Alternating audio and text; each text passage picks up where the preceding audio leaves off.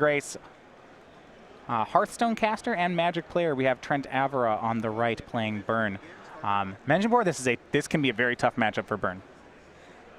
When you deal with a lot of creatures that have 4 or more toughness, not to mention 4 or more power, it's a little bit trickier to Lightning Bolt and Lava Spike them out of the game. Yeah, Searing Blaze doesn't really play very well here.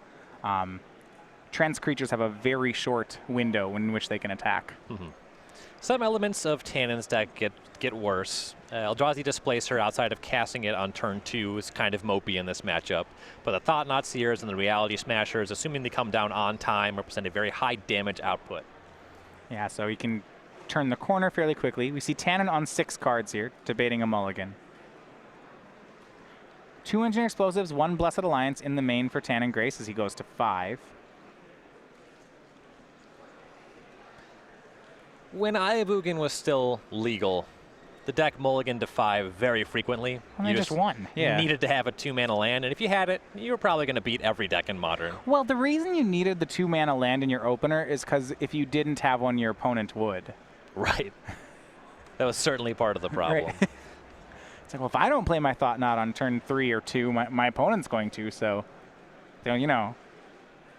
The deck, the Bant Eldrazi deck, still has the ability to draw its Eldrazi temples. The problem is it's a very small number of cards that they are limited to actually have their busted 5-card hands. Tanon here bringing an apology for not playing Grixis this weekend, believe. Yeah. I had him. He was playing the Delver Shadow deck for 1 tournament. He said it was great, and then he registered this. Apology not accepted. This is like, it's not even close to being a Delver deck. It's close to being the opposite of a Delver deck. What does that even, what does that mean? I'll leave that to the viewer to decide. It's like playing 2 3s for 1. Goblin Guide swings. Sky Spawner scried to the top, so that's going to swing in for 2. Tanon has kept on 5. Draws 2nd Sky Spawner. Looks like he has Cavern of Souls to go with his planes. Also an Engineered Explosives, so he's going to make that. That'll answer Goblin Guide in a turn here. And Cavern of Souls passes the turn. Yeah, doesn't really have access to other plays, so that makes sense anyway. Well, 2nd Goblin Guide drawn from Trent. I don't think you'll want to commit that into Engineered Explosives. Doesn't seem great, though. If Grace is able to produce another Mana Source, start casting creatures, the Goblin Guide gets worse over time. It's possible you want to convert that into a shock. Yeah, I see Swift Spear, Goblin Guide. How many 1-drops does he want to play into this EE? I would not play Swift Spear and Goblin Guide. just damage. Just let's do it. Let's see some of it here. Looks like it's another Goblin Guide. I mean, I guess this is a way that Tanon can help with his mulligan. We see 2 Goblin Guide triggers. Ooh. Eldrazi Temple drawn. And Noble Hierarch on top of the deck. Ooh, and I don't know if he can cast that Noble Hierarch just yet. I'd be surprised if this Cavern were not on Eldrazi. Suspending Rift Bolt is Trent. Sort of the other thing about this 2nd Goblin Guide play, if Tanon's sacrificing Engineered Explosives, he's not doing anything else with his turn. Right. Well, hold on for a second. Eldrazi Temple, Eldrazi Sky Spawner. Yeah, he is. Sure. He can get a 2/1 flyer plus sacrifice explosives. I understand if you're not excited about that play. Looks like it is going to be the play he'll choose, though. Eldrazi Sky Spawner making a Scion. Yeah, it looks like there's a 2nd Sky Spawner in hand, so not a ton of options available to Tanon. Tanon using his own token there. Apparently he is an Eldrazi Scion. And that Rift Bolt upstairs. No, gonna ignore the Sky Spawner. Without context, next time I see Tanon, I'm going to ask him which brood he is of. So, do you attack if you're Trent here then? You yeah. will. All right, Tanon's gonna try to draw some cards. Windswept Heath for free, sure. How about another one? Sure, Brushland for free. And then he'll blow them up.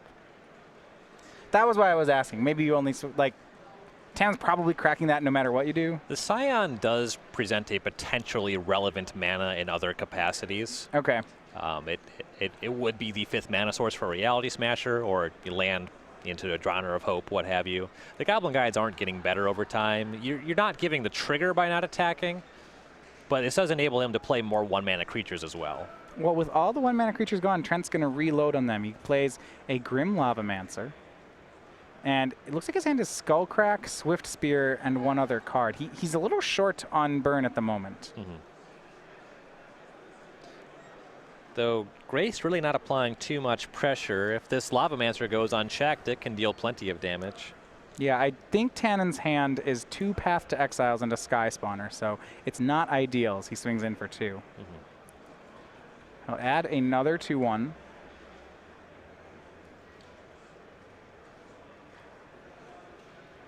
You see, he could have cast Noble Hierarch there for Exalted, but not wanting to tap Brushland for it.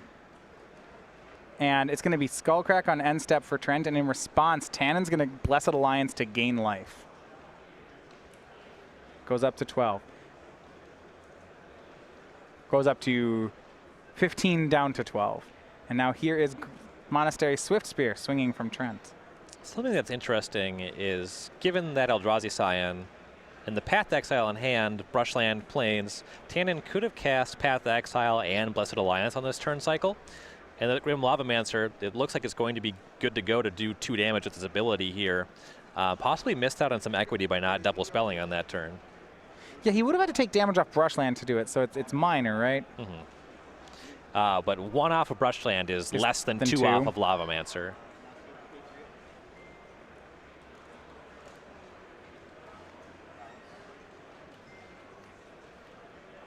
Looks like Tanon will use the Scion to chump block Monastery Swift Spear. So now Trent has a decision whether or not this Lavamancer is going upstairs or whether it's shooting down the Sky Spawners. Engineer Explosives, the draw for Tanon Grace. That's a good one. If he's going to cast that, he may want to swing the Sky Spawners first. Could get 2 extra damage. Grace doesn't have the ability to produce more threats at this point in time, but you have to figure that he's planning, certainly it would be ideal to top deck some of his 4/4s, his 5/5s. Right. He can play Engineer Explosives on 1, and then he swings. I think if he, well, I guess he looks like he's getting the 4 damage in anyway. I was wondering now that he let the explosives be known, whether or not if Trent would shoot down a Sky Spawner. Trent only has 2 cards in hand. Grace is probably very much okay with a Sky Spawner getting hit by the Lavamancer. Well, so is Trent's playing. He's playing. I guess if he didn't shoot one down, he's planning to send it upstairs. And that is what he'll do. Will Tanon path here? It's going to go ahead and crack the Engineer Explosives then. So Tanon down to 10. Boros Charm, the draw for Trent Avera. So 4 damage on the Boros Charm. He says go. Grace draws Breeding Pool. His draw has not come together yet. Somehow he's in this game. He's doing pretty well for a mulligan to 5, but yeah, a little bit flooded here. Yeah, you know, there's no Drowner, no Smashers. Tanon down to 6 as well from Boros Charm. A draw from Trent. It's a land. That's not what he was in the market for. No, he needs more burn as he says go. 2 turns to do it. Another land for Tanon. So he doesn't have it lethal back either. Swings for 4 more, says go.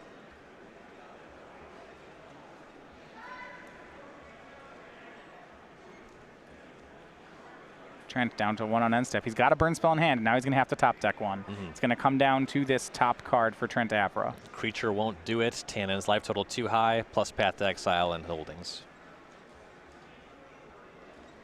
You see Tanon has been holding on to a Noble Hierarch that he drew. The mana doesn't matter. He's attacking with 2 creatures, and you force Trent to respect maybe Blessed Alliance. Rift Bolt, Lightning Bolt. Trent has him, game number 2. Does hit the 3-mana spell. That was his last turn to do it. And you saw him not end step the Lightning Bolt, I guess. Perhaps he would have to use them. That doesn't really matter. You just kind of had to do the spell. A small amount of play against Blessed Alliance. Let's say he top decks Skullcrack and he Lightning Bolts and Grace like alliances in response. Sure, then he can Skullcrack. I don't know why that would happen, but you give your opponent the opportunity to make a mistake. Yeah, and there's no way he wouldn't have enough mana for all his cards. Right.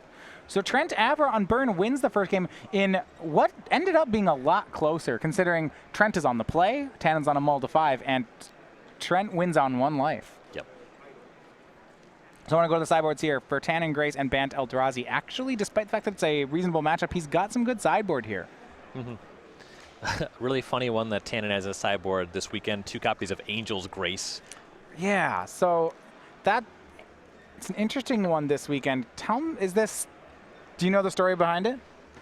So basically, he's been working on this deck. I forgot. He told me who he was working with. Apologies, I don't recall who. But basically, it's largely for the ad nauseum matchup. Okay. Sometimes they just kill you with Lightning Storm, and this gives you an out to that. And that deck did just win the Open. The rest of his sideboard, he has a couple reasonable cards as well. That second Blessed Alliance is great. The Thrag Tusk, very good as well. Negate, pretty strong too.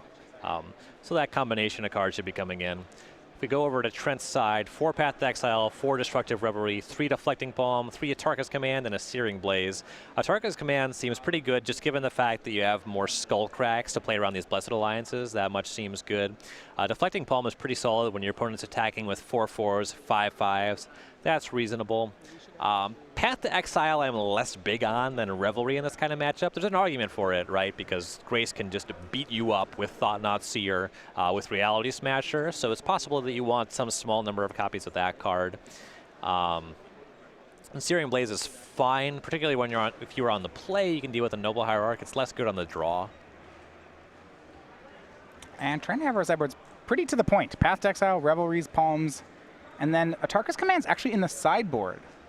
Yep, just matchups where he wants more Skull Cracks, and this is kind of one of them. I'm interested there's Skull Cracks in the main, but Atarka's Command in the sideboard? It's normally... I suppose it's a concession to mana, right?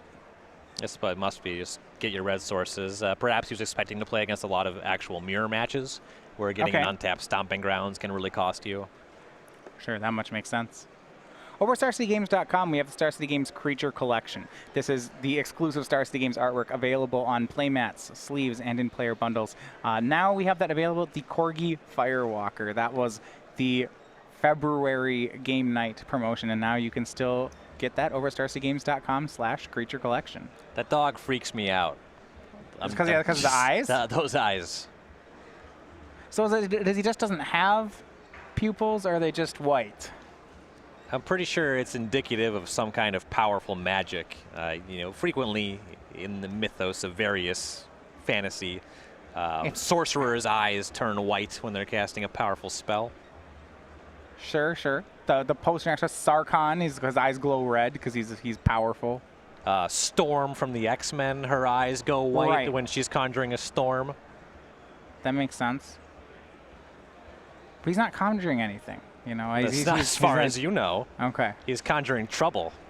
Well, for red decks. Well, you can get that trouble over at the store. I like this guy anyway. He's great. Oh, yeah. All right, I'm going to get ready for a second game here.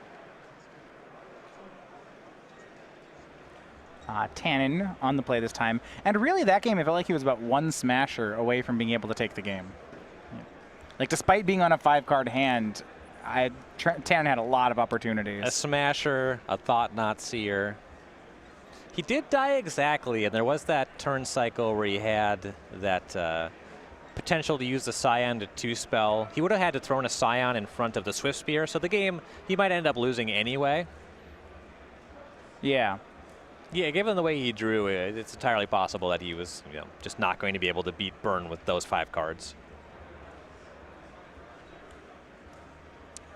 He did end up having an extra card then in hand. Yeah, it's really hard to say.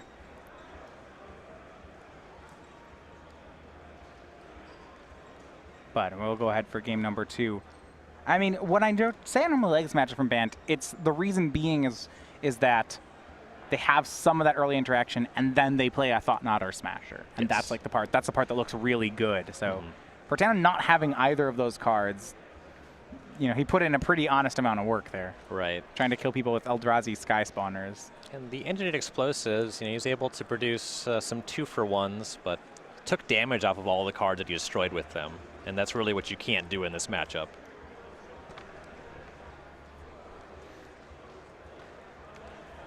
Well, Tanon and Grace going to be on the play here. Both players keeping on 7. For Grace, starts off on Ancient Stirrings. The best cantrip in Modern.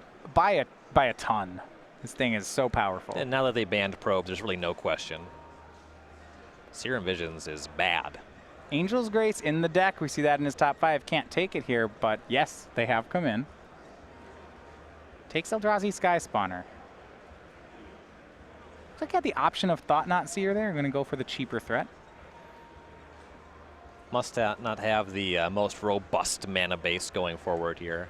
Yeah, I don't know if he has a Temple right now. I think it may just be some Honest Magic.